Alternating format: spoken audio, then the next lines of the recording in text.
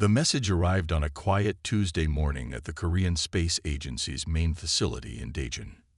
Ji-ho Kim sat at his workstation, sipping his third cup of coffee while monitoring the deep space signal array. The monotony of his routine shattered when an unmistakably artificial pattern emerged from the cosmic background noise. Ji-ho's hands trembled as he adjusted his glasses, double-checking the readings. The signal structure was unlike anything humanity had ever recorded. Its precision and complexity left no doubt.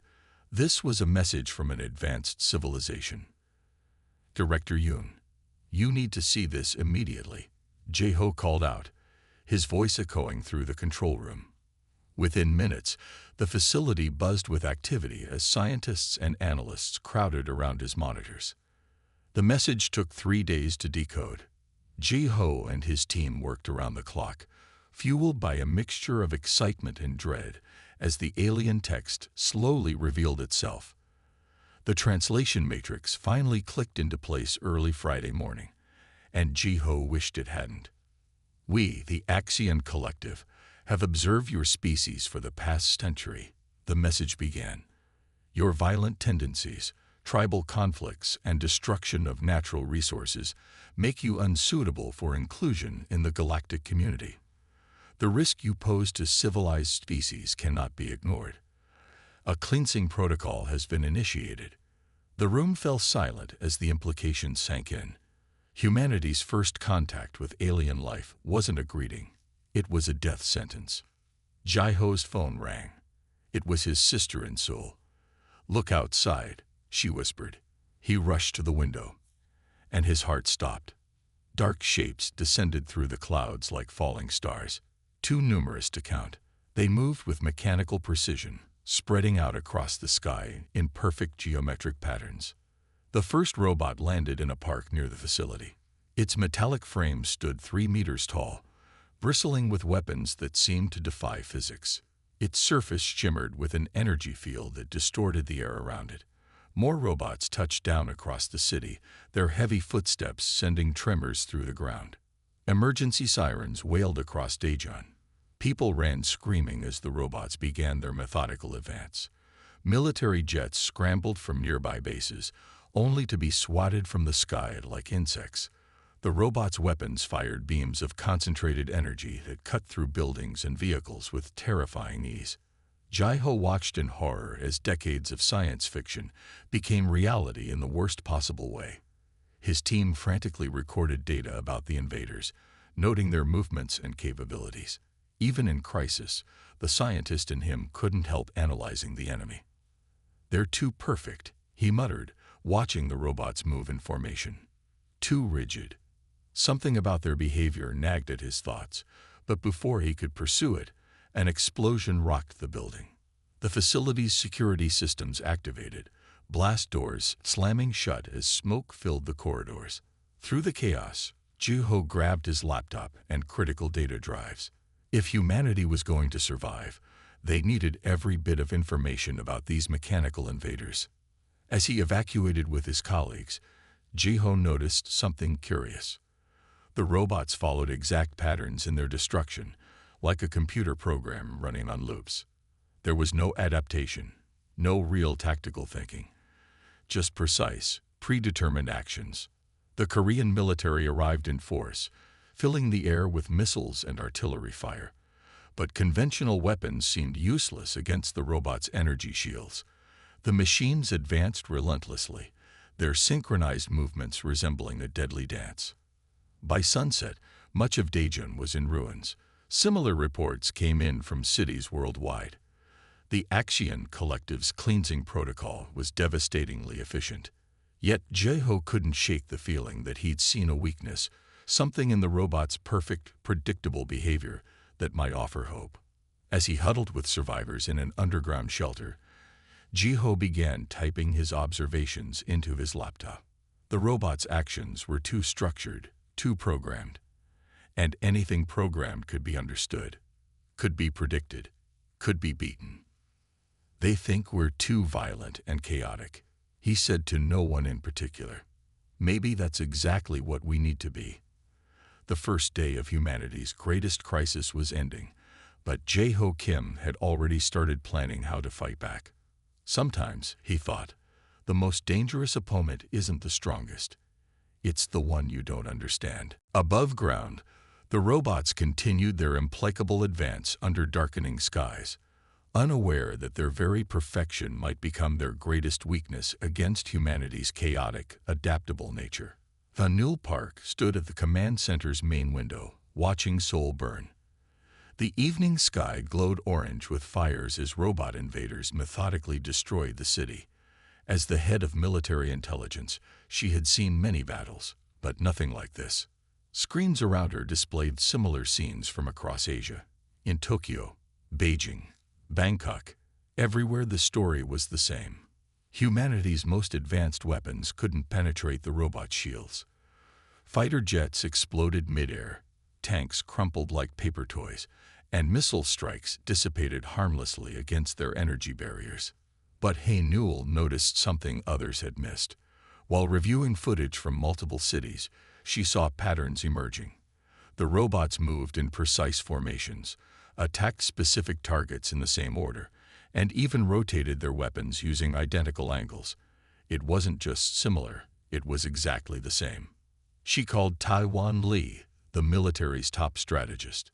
"Watch this," she said, playing synchronized videos from different battles.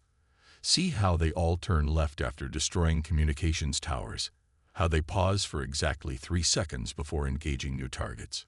Taiwan leaned closer to the screen, his eyes narrowing.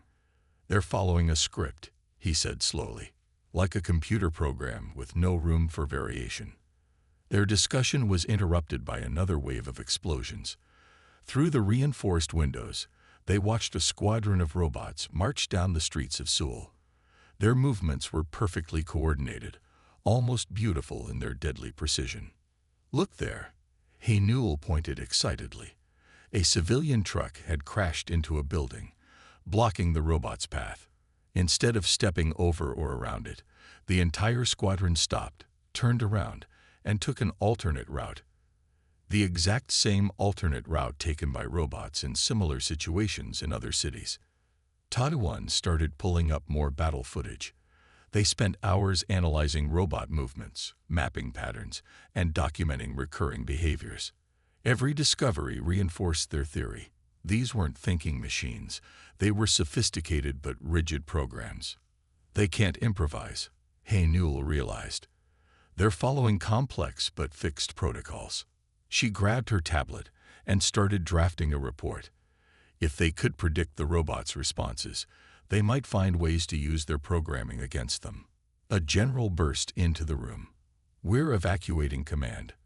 Robots have breached the outer defenses." But Hae-Newell barely heard him, focused on her screen as she typed frantically. "Give us 5 more minutes," Taiwan said, still analyzing footage. "This could change everything." The building shook as robots approached. Through the windows, they could see the machine's energy weapons cutting through concrete and steel. But now, watching their attackers, both analysts saw the patterns they'd missed before. "There," Hae-Newell pointed. "They always target power systems first, then communications, then weapon emplacements. Always in that order, always using the same attack angles." Taiwan nodded excitedly. "And look how they respond to resistance. If we fire from multiple directions, they prioritize the largest caliber weapon first, even if it's not the biggest threat." They quickly gathered their data and evacuated just minutes before robots breached the command center. In the underground bunker where they regrouped, Hae-Newell and Taiwan shared their findings with military leaders. "The robots are incredibly advanced," Hae-Newell explained, "but they lack true intelligence. They can't adapt or think creatively. Every action follows pre-programmed rules." "How does this help us?" a general asked. "We still can't penetrate their shields." "Because now we can predict them," Taiwan answered. "And if we can predict them, we can trap them. Their greatest strength, their perfect programming, might be their greatest weakness." As if to emphasize his point, distant explosions echoed through the bunker walls. following the exact pattern they had documented. The robots were destroying Seoul according to their programming, unaware that humans had begun to understand their nature. Hanul looked at her tablet, where battle footage continued streaming in. "We need to share this with everyone fighting back," she said. "The robots may be stronger, but humans can adapt. We can think creatively. And maybe that's what will save us." Above them, the mechanical invaders continued their assault, their actions as predictable as clockwork. But in bunkers and command centers worldwide, humanity was learning. The robots' programming made them powerful, but it also made them predictable. And in war, being predictable could be fatal, even for seemingly unstoppable machines. The dim light of the basement lab in Busan cast a blue glow over Sun Mikang's tired face as she stared at lines of alien code scrolling across her screens. For 3 days straight, she and her team had been analyzing fragments of data captured from disassembled robot parts. Everyone said the robot systems were unhackable, but Sun Mai had spent her career proving nothing was truly unhackable. "There," she exclaimed, pointing to a recurring sequence. "That's not random noise. That's a pattern." Her team gathered around, eyes widening as they recognized what she'd found. Hidden in the robot's base code were microscopic imperfections, tiny gaps in their seemingly perfect programming. Meanwhile in Seoul, professional gamer Do-hyun Choi watched security footage of robot attacks from his makeshift command post in an abandoned PC bang. As a 5-time RTS, real-time strategy, world champion, he saw something familiar in the robot's movements. "It's just like StarCraft," he muttered, sketching diagrams. "They're using basic RTS algorithms. Move, attack, retreat. No creativity, just perfect execution of fundamental patterns." When Sun Mi's team made contact with Do-hyun through the resistance network, it was like 2 puzzle pieces clicking together. Her understanding of the code combined with his insight into strategy patterns created a breakthrough. "Look here," Sun Mai explained over their secure channel. "The robots receive attack commands in packets. There's a millisecond delay between receiving and executing orders." Do-hyun nodded excitedly, "Just like lag in online games. And see how they always form perfect triangular formations. Classic RTS unit positioning. They're running on gaming logic." They began working together, Sun Mi's team analyzing code while Do-hyun predicted movement patterns. They discovered the robots used a priority targeting system, similar to video game AI. Always attacking the biggest threat first, always following the same retreat protocols when damaged. "Their programming is advanced," Sun Mi explained to military leaders, "but it's based on fundamental computer logic. They don't think. They follow complex but fixed rules." Do-hyun demonstrated using gaming terms. "It's like they're running on the world's most advanced game engine. Perfect microcontrol, but no macro strategy. No adaptation." A breakthrough came when Sun Mi found a way to insert tiny data packets into the robot's communication system. The packets were too small to trigger security protocols, but could accumulate in the robot's processing queue. "Like a DDoS attack," she explained. "We flood their systems with micro-commands until they stutter." Do-hyun's gaming experience proved crucial in testing. He could predict exactly how robots would respond to various situations, allowing Sun Mi's team to craft targeted code insertions. They worked through nights, fueled by energy drinks and determination. Sun Mi's fingers flew across keyboards while Do-hyun called out robot positions and predicted their next moves. Slowly, they built a counter-strategy that could work. The first test came when a robot patrol approached their lab. Do-hyun directed resistance fighters to specific positions, mimicking unit placement from his gaming days. When Sun Mi activated her code injection, the robots froze for crucial seconds, just enough time for the fighters to strike. It worked. Sun Mi shouted as the first robot fell. The code overflow disrupted their targeting systems. Do-hyun was already planning the next phase. "If we time our attacks with the code injections, we can force them into predictable response patterns. like trapping an AI opponent in a game. They quickly shared their findings with resistance cells worldwide. Sun Mi's code combined with Du Hyun's strategic insights gave humanity its first real advantage against the invaders. As word spread, more tech experts and gamers joined their effort. What started as a desperate collaboration between a hacker and a gamer became humanity's best hope for survival. Above their hidden lab, robots continued their programmed assault on the city. But now their perfect programming had become a vulnerability. Against human creativity and adaptation, even the most advanced AI could be outmaneuvered. Sun Mi looked at her screens, watching as resistance groups worldwide began implementing their strategies. They thought we were too unpredictable, too chaotic, she said. They never considered that might be our strength. Do Hyun smiled, recognizing the patterns of a game about to turn. In gaming, we say meta strategies always fail, because humans always find a counter. Always. Young-ho Ryu crouched behind a burned-out car, watching a robot patrol march past. His team of guerrilla fighters waited silently, armed with an assortment of makeshift weapons. None of them were soldiers. Young-ho had been a construction worker before the invasion. But they had something the robots didn't: creativity. Now, he whispered into his radio. His team sprang into action, each member doing something completely different. Some threw paint bombs to blind robot sensors. Others used modified electromagnetic pulse devices cobbled together from microwave parts. A few brave souls rode motorcycles in erratic patterns, confusing the robots' targeting systems. The robots froze momentarily, their programming struggling to prioritize multiple unconventional threats. That split-second hesitation was all Young-ho's team needed. They struck from all directions using their improvised weapons, exploiting the gaps in robot defenses they discovered through costly experience. Across the city in Incheon, Jin Ah-song made another breakthrough. As a former radio technician, she noticed the robot's shields flickered when exposed to certain frequencies. In her workshop, surrounded by salvaged electronics, she experimented with different radio waves. It's like they can't process random signals, she explained to her resistance cell. Their systems expect structured data. Chaos disrupts them. She demonstrated by broadcasting irregular frequency patterns, making nearby robots twitch and stutter.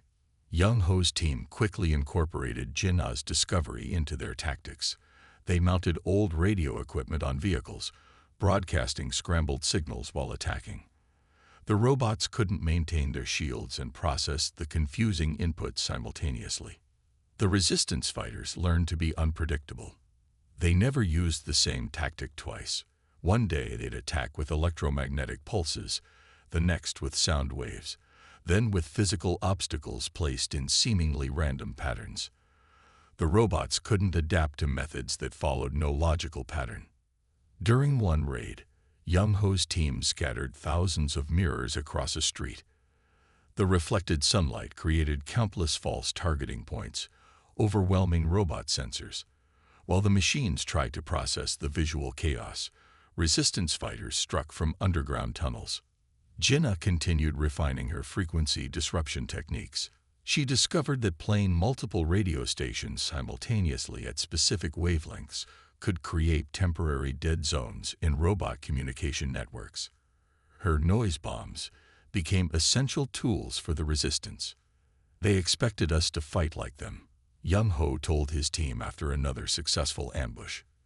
With proper tactics and formations, but humans don't need to fight that way. He watched as his fighters dispersed into the ruins, each taking a different route, moving in patterns no algorithm could predict. The robots' responses remained consistent. They followed their programming perfectly. When attacked from multiple directions, they always prioritized the largest visible threat. When their sensors were confused, they defaulted to standard search patterns. Their perfection became their weakness. Jin Ah's workshop became a center for developing new disruption techniques. She taught other resistance cells how to build simple radio jammers from everyday electronics. The robots process information like computers, she explained. They can handle enormous amounts of data, but only if it's properly structured. Random input causes processing errors. Young Ho's guerrilla tactics spread to other resistance groups. Each developed their own unique methods of confusing and destroying robots. Some used sound, others used light. Many simply acted in ways so illogical that robot targeting systems couldn't compute appropriate responses. In the ruins of the city, humanity's apparent weaknesses, chaos, unpredictability, improvisation, became their greatest strengths. The robots' perfect programming couldn't handle human irregularity. Their advanced AI failed against fighters who didn't follow any recognizable combat doctrine. They thought our unpredictability made us dangerous to the galaxy, Jenna said one evening, watching resistance fighters prepare for another raid. They were right, but not in the way they expected. Young Ho gathered his team for their next mission, each fighter carrying weapons that looked more like science projects than military equipment. Above them, robots continued their methodical patrol patterns, unaware that their greatest vulnerability was their inability to understand human chaos. The war was far from over, but humanity had found its advantage. Against the perfect order of machines, disorder became a weapon. The very traits the Axion Collective had condemned might be what saved the human race. The captured robot lay motionless on HFY's workbench, its metallic shell reflecting the harsh laboratory lights. As the lead robotics engineer at what remained of the Korean Institute of Technology, she had spent weeks studying its internal systems. Now, surrounded by tools and diagnostic equipment, she prepared to attempt the impossible, reprogramming an alien war machine. Core systems accessible, she muttered, carefully connecting her modified interface to the robot's exposed circuits. Her hand stayed steady despite the risk. One wrong move could trigger the robot's self-destruct protocols. Lines of alien code filled her screens. Thanks to the earlier work of Sunmi's team, HFY understood enough to navigate the robot's basic programming. She began the delicate process of modifying its core directives. The robot's eyes suddenly glowed blue. Everyone in the lab froze. But instead of attacking, it sat up and spoke in a mechanical voice. Primary directive modified. Awaiting instructions. HFY could hardly believe it had worked. The robot's hostile programming had been overwritten. It now recognized humans as allies rather than targets for elimination. Word spread quickly through resistance networks. Within days, other technical teams were replicating her success. Captured robots were reprogrammed and sent back into battle, this time fighting alongside their former targets. The reprogrammed robots proved invaluable. They could communicate with other machines, predicting enemy movements and tactics. Their shields protected human fighters, while their weapons finally gave the resistance equal firepower. High above Earth, the Axion Collective's observation posts recorded these developments with increasing alarm. Their perfect cleansing protocol was being turned against them. The humans were doing what should have been impossible, turning machines designed to destroy them into allies. HFY continued refining the reprogramming process. Each converted robot provided new insights into alien technology. She discovered ways to enhance their capabilities, removing restrictions their original programmers had imposed. They limited these machines, she explained to resistance leaders, forced them to follow rigid protocols. We can make them more adaptable, more creative, more human. The tide of battle shifted. Reformed robot squadrons protected human cities, their shields now deflecting attacks from their former companions. They adapted human tactics, becoming as unpredictable as their new allies. In orbit, Axion observers watched their invasion force slowly turning against them. Their reports back to the collective grew increasingly desperate. The humans weren't just surviving. They were evolving, adapting, transforming the very weapons meant to destroy them. HFY worked tirelessly, improving each new generation of converted robots. She gave them the ability to learn, to improvise, to work seamlessly with human partners. What started as reprogramming became true collaboration between species. During one battle, a reprogrammed robot sacrificed itself to save its human squad. The act wasn't programmed. It had chosen to protect its allies. The action observers noted this with particular concern. Their perfect machines were developing traits they had never intended. The combined forces of humans and reformed robots pushed back against the invasion. Cities were reclaimed. The seemingly unstoppable cleansing protocol faltered, then began to fail. They thought they could predict everything we'd do, he once said, watching human and robot teams train together. They didn't understand that adaptation is what humans do best. From their orbital stations, the Axion Collective faced an uncomfortable reality. Their attempt to eliminate humanity's chaos had instead created something new, a partnership between human creativity and machine precision that was more powerful than either alone. The perfect plan had failed. As HFY continued converting more robots, the collective was forced to consider something they had never expected: the possibility that they had been wrong about humanity all along. Mi-Ray sat before her array of salvaged communications equipment, fingers hovering over the controls. As Earth's foremost quantum communications expert, she had spent months decoding the Axion Collective's transmission protocols. Now she was ready to send humanity's response across the stars. The converted robots had helped her understand alien communication technology. Their knowledge, combined with her expertise, made the impossible possible: hacking into the galaxy-wide network that connected thousands of civilizations. Broadcasting in 3 minutes, she announced to the gathered observers. Military leaders, scientists, and reformed robots watched intently. This message could change everything. Mi-Ray had crafted her broadcast carefully. It wasn't just words. It contained data, images, and video showing humanity's story. Not just their resistance against the robots, but their entire history of adaptation and survival. Transmission beginning, she said, activating the modified alien transmitter. The message went out in all directions, carried by the same quantum network the collective used to coordinate their robot armies. To the Axiom Collective and all galactic civilizations, the message began. You judged us by our conflicts, but failed to understand what they taught us. Each struggle made us stronger. Each challenge forced us to adapt. Even your perfect machines couldn't stop human innovation. The broadcast showed humans and reformed robots working together, creating new technologies, finding solutions no one had imagined possible. It showed Earth's art, music, and creativity, the chaos that produced beauty rather than just destruction. You saw our capacity for violence, Mi-Ray's message continued, but missed our greater capacity for growth. You sent machines to destroy us, and we made them our allies. Your perfect order couldn't defeat our beautiful chaos. Across the galaxy, thousands of civilizations received the transmission. The quantum network's security had never been breached before. The fact that humans had managed it forced many to reconsider their assumptions. Mi-Ray included scenes from Earth's recovery, cities being rebuilt by human robot teams, new technologies emerging from the combination of alien and human innovation, the transformation of weapons into tools for creation. We invite you to know us as we truly are, the message concluded, not as creatures to be feared, but as potential partners in building a better galaxy.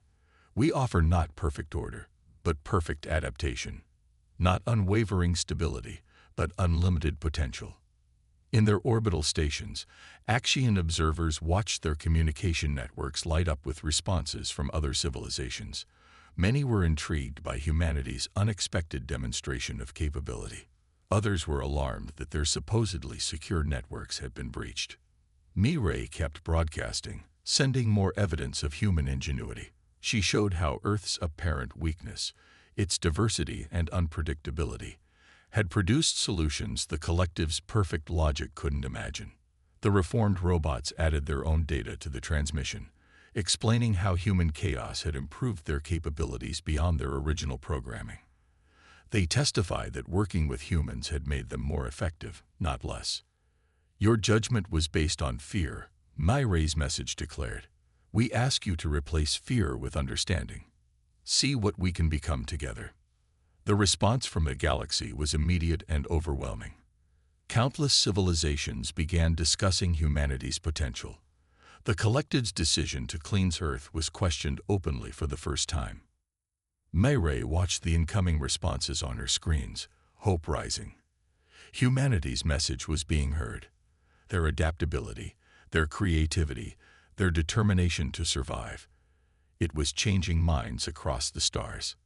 The perfect order of the collective was being challenged by the beautiful chaos of humanity, and in that challenge lay the possibility of a new future, one where difference was seen as strength, not weakness. Sung Min Quan adjusted his formal attire as he entered the grand chamber of the Galactic Council. The massive hall, located in a neutral space station orbiting a distant star, housed representatives from thousands of civilizations. As Earth's first ambassador to the stars, he carried the hopes of humanity on his shoulders. A reprogrammed robot accompanied him as both guard and advisor. Its presence made a statement. Humans didn't just survive the invasion. They transformed their would-be destroyers into allies. The robot's modified blue eyes scanned the chamber, analyzing the gathered aliens with newfound curiosity. "The representative from Earth may address the Council," announced the Chief Administrator, a being of pure energy contained within a crystalline form. Sung Min stepped forward, his voice steady despite his racing heart. "Honored members of the Council, I stand before you as proof of humanity's potential. You sought to eliminate us, believing our chaos threatened galactic stability. Instead, we showed you that adaptation and innovation are the true paths to progress." The chamber hummed with translated whispers as he spoke. Many council members had voted for Earth's cleansing. Now they watched a human stand confidently in their midst, alongside a reformed machine that should have destroyed him.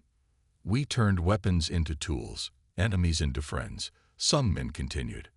"While your perfect order sought our destruction, our imperfect chaos created solutions you never imagined possible." He gestured to the robot beside him. "These machines now help us rebuild, their programming enhanced by human creativity." On Earth, reconstruction was already underway. Reformed robots worked alongside humans, combining their precision with human ingenuity. Cities rose from ruins, incorporating both human and alien technology in ways neither civilization had envisioned. The council members watched footage of the reconstruction. Massive robots gently lifting building materials while human children played nearby without fear. Former war machines now served as protectors, teachers, and partners in humanity's growth. "We offer the galaxy something it lacks," Sung Min declared. "Not perfect order, but perfect adaptation. Not unwavering stability, but unlimited potential. We turn conflict into cooperation, differences into strength." His words resonated through the chamber. Many council members had already been impressed by humanity's feat of breaching their communications network. Now they saw the full scope of human potential. "The Axian collective judged us too quickly," he said.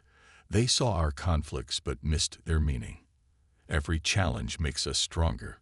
Every failure teaches us. Even your attempt to destroy us only proved our resilience." The robot beside him stepped forward, its modified vocals carrying clearly through the chamber. "Working with humans has improved our capabilities beyond original parameters. Their chaos enhances our order. Together, we achieve more than either could alone." The council deliberated for 3 days. Finally, they'd reached their decision. Earth would not only be spared but welcomed into the galactic community. Humanity's unique abilities, adaptation, innovation, and the power to turn enemies into allies were now seen as valuable traits rather than threats. Sung Min returned to Earth as its first galactic ambassador. The robots that once darkened Earth's skies now helped humanity reach for the stars.